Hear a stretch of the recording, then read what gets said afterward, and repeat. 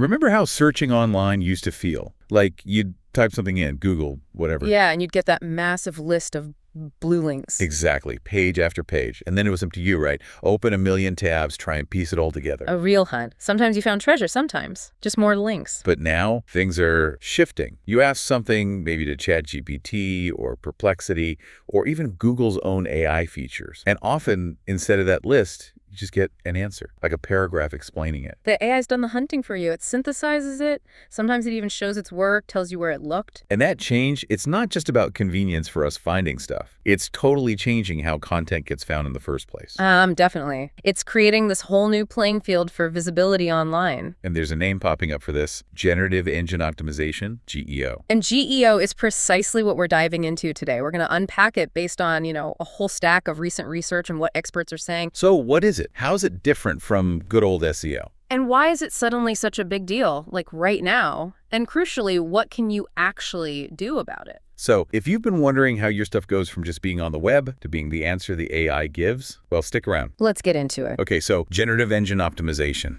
GEO. Let's start with the basics. What exactly are we talking about here? Fundamentally, it's about optimizing your website, your content, specifically so it shows up well in these AI-driven search results. We're talking ChatGPT, Perplexity, Gemini, Copilot. Google's AI overviews, yeah, all of those. It's tailoring things for those kinds of engines. So the goal is different than just ranking number one. Kind of. The core aim is positioning your brand, your expertise, so your information gets woven into those AI-generated summaries.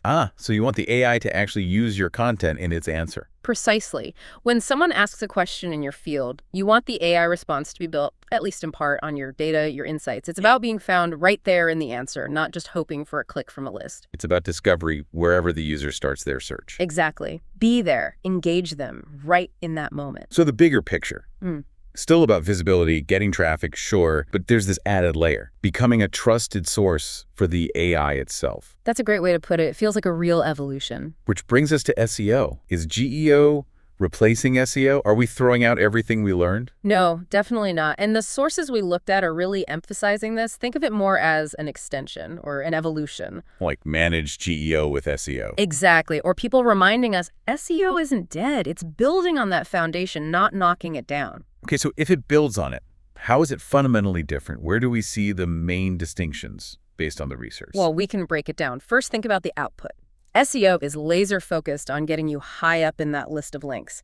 You want the click. Right. Top result, get the visit. GEO. It's about getting your content synthesized and prioritized within the actual response the AI generates. You want to be cited, included. So less about the click to your page, more about your info being in the summary the user reads right there. Pretty much. Which leads to the second point, content formatting. SEO optimized for traditional web pages, lots of text usually. GEO needs content that AI can easily grab and understand. That means structured data, yes, but also thinking more multimodally. Multimodal, like images and video. Yeah. AI answers are increasingly pulling in visuals, maybe even summarizing video content. So your content needs to be adaptable in ways SEO didn't necessarily demand as strongly. It needs to be easy for the AI to parse. Okay, that makes sense. What else? Then there's information synthesis. SEO often optimizes individual pages for specific keywords. Win that keyword, rank that page. Standard stuff. GEO is more about how the AI integrates information from multiple sources to build its comprehensive answer. It's not just your page winning, it's your content being a valuable piece of the puzzle. So you might be one ingredient among many in the AI's final answer. Exactly. Like contributing to a knowledge cocktail, as you put it earlier, which changes the focus from simple relevance and optimization. Like keyword density. Right. To broader things like context, clarity, and even conversational tone. GEO seems to reward content that's clear, easy to understand, and sounds natural, kind of like how the AI itself speaks. Interesting. So it's understanding the meaning more deeply. That ties into user intent understanding. SEO matches keywords. GEO uses sophisticated AI to figure out what the user really wants, maybe even anticipating their next question, delivering much more nuanced answers. Less about the exact words, more about the underlying need. Definitely. And then there's algorithm adaptation. With SEO, you adapt to Google's core updates. Yeah, you wait for the announcement, read the analysis. With GEO, you're adapting to the constantly evolving capabilities and preferences of multiple different AI models. It's a much more fluid, dynamic target. That sounds challenging. It can be. Even the research strategy is different. SEO uses keyword tools, technical analysis. GEO involves analyzing the AI's output. What structures does it like? What topics does it cover? Who does it cite? Looking at the citations seems key. Hugely important. Which brings us to citation style. SEO just needed a link somewhere. For GEO, if you want the AI to quote you or use your fact, it needs to be easily quotable and attributable. Precision matters. So clean, clear statements backed by evidence. Basically, yes. But again, let's circle back. This doesn't mean ditch SEO. Google still handles billions of searches. Yeah, ChatGPT has millions of active users, which is huge growth, but Google's scale is still immense. Right, so those SEO fundamentals, technical health, mobile friendliness, core relevance, still absolutely vital. GEO is the crucial layer you need to add for this new wave of search. It really clarifies the relationship. It's an and, not an or. So why the explosion now? Why is GEO suddenly so critical? It really boils down to user behavior changing incredibly fast. People are realizing they can get quick, direct answers from these AI tools. And they like it. They seem to. They're starting their searches there more often for quick facts, product research, you name it. Is there data backing that up? Oh, yeah. One source mentioned 79% of consumers are expected to be using AI search within the next year. 79%. Wow. And get this, 70% already trust the results they get from generative AI. 70% trust. That's huge for a relatively new tech. It is, and we're seeing platforms like Perplexity AI reporting massive surges in use, like 858% growth recently. The adoption curve is steep. And what about the flip side, the impact on traditional search? The predictions are pretty stark. Gartner, for example, forecasts a 25% drop in traditional search engine volume by 2026. A quarter of the traffic gone. Potentially. And some experts we looked at think organic search traffic could drop by over 50% as AI search becomes the norm. Okay, that's sobering if your business relies on organic traffic. Absolutely. The takeaway is pretty clear.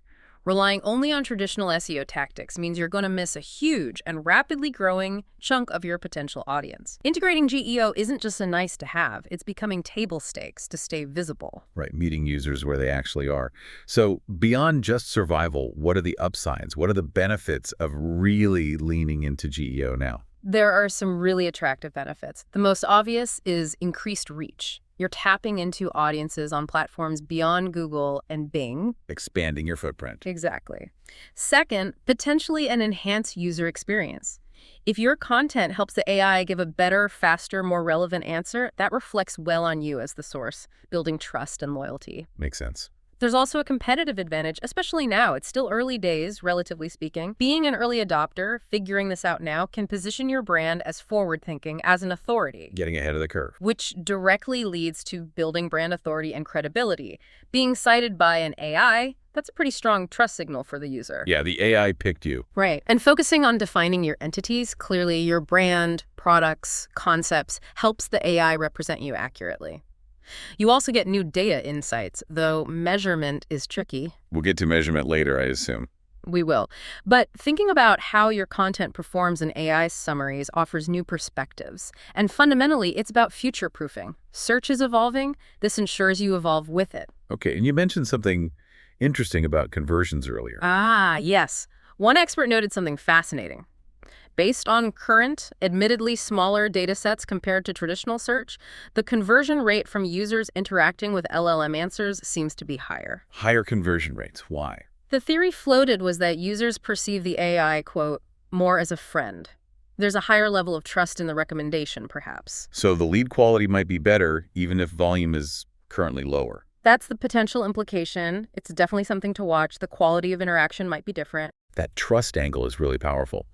Okay, so if we want to optimize for this, it probably helps to know basically how these AI engines tick, right? Definitely. At their core, they use large language models, LLMs, trained on just massive amounts of data. When you ask a question, the AI processes it, tries to get the real intent. Sometimes guessing what you might ask next. Right, anticipating needs. Then it searches its index, which includes the web, but also data from places like Reddit, Wikipedia, Q&A sites. So not just websites. Not just websites. It retrieves relevant info, ranks it based on things like authority and how well it matches the intent, filters it, and then generates that coherent, synthesized answer, often citing sources. And crucially, it learns from feedback. Okay, so it's finding, ranking, and then writing. How does GEO slot into that process? Where do we influence it? GEO strategies aim to make your content stand out at each stage. You want to be easily findable during indexing, so basic technical SEO matters. Crawlable, mobile-friendly, all that. Yep. Then you want your content prioritized during information retrieval. And finally, you want it selected during ranking and filtering so it actually appears prominently in that final generative answer. Making sure you make the cut at each step. So let's get practical. What specific GEO strategies can people start implementing based on the sources? Okay, tactical time. First up, generative AI research and analysis. This is key.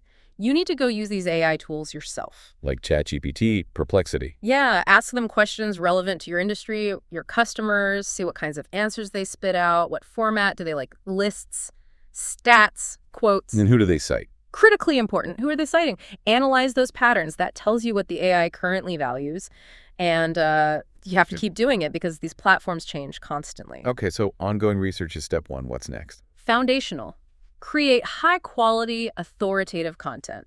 This isn't new, but the emphasis shifts. AI algorithms are looking hard for signals of trustworthiness. Back to EEAT. Experience, expertise, authoritativeness, trustworthiness. Exactly. But it's not just for ranking. It's for convincing the AI you're reliable. Write clearly. Ditch the jargon. Back up everything with data, stats, quotes from experts, links to credible sources. For points. Loads of them. One source suggested strong sourcing could boost visibility in AI results by like 30–40%. Offer unique insights, actionable advice, and showcase real experience, yours or others. AI seems to be increasingly weighting demonstrated experience. So prove you know your stuff through facts and real-world application. Couldn't say it better. Yeah. And then structure that content smartly. AI needs clear organization to parse information easily. Headings, bullet points. Absolutely. Logical headings, H1, H2, etc. Bullet points, numbered lists. AI loves pulling info from lists. Keep paragraphs and sentences relatively short. Use white space. Use images with good captions. Make it scannable for bots and humans. Right. Simplify language. Think clear, concise. Maybe use a tool like Hemingway. What about getting the content out there? Good point. Content distribution and engagement. Don't just rely on your own site. Share valuable content on platforms AI is known to train on or reference. Like Reddit, Quora, social media. Those are often mentioned, yes. Yeah. Engagement on those platforms might even be a signal. Also, focus on building brand authority more broadly. How so? Consistent quality content is primary, but also getting mentions, links, even just your brand name appearing on other authoritative sites builds credibility signals AI can pick up on. Wikipedia mentions, if relevant, can be powerful. And the technical side, still important. Crucial. Leverage technical SEO. Fast site, mobile-friendly, clean code. These help AI crawlers access and process your content efficiently. Use proper HTML tags. Implement schema markup accurately. Structured data. Yes, especially for things like product reviews, local business info, FAQs. Fill it with unique, factual details. And maybe be cautious with heavy JavaScript, as not all AI crawlers render it perfectly yet. Okay. What about keywords? Do they still matter at all? They do, but differently. Keyword research now involves finding the questions and topics that trigger these AI overviews. Then build content around those broader clusters, not just single keywords. And reviews. List articles. Hugely influential. Online reviews and list mentions, especially for local results. Encourage reviews on Google Maps, Trustpilot, G2, etc. AI explicitly looks at review data. Getting featured in best of lists or industry roundups. Very valuable. Low effort, high reward sometimes. Can be.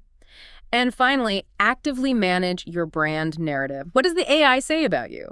Audit it. Try to influence the information available across the web because that's the raw material the AI uses. Wow, okay. It really is a holistic approach, thinking about your entire digital ecosystem. It really is. It feels like pioneering work, as some sources put it, and it's definitely not going to stand still. So where is this heading? What does the future of GEO and search look like? Well, the sources point to a few clear trends. Evolving search behavior, for sure. Queries will get longer, more conversational, much more complex as people get used to talking to AI. Less like keywords, more like asking a question. Exactly. Expect more predictive and multimodal search. Voice, images, video inputs becoming seamless. AI will blend text, visuals, audio for richer results. So optimizing images and video becomes even more critical. Definitely. Results will also become more real-time and hyper-personalized. AI tailoring answers based on your location, recent activity, current events, even more than now. Engagement will feel very individualized. Creepy or cool? Maybe both. Maybe. And look for more seamless integration between online and offline through things like augmented reality or voice search tied to physical locations. The lines blur even further. Now, you mentioned measurement is tricky. How do you measure GEO success if clicks aren't the whole story? Yeah, it's definitely an area that's still developing. Traditional metrics don't capture everything. So what can you track? Well, the most direct way is manual checking. Ask the AI questions in your space. Does your content show up? Are you cited?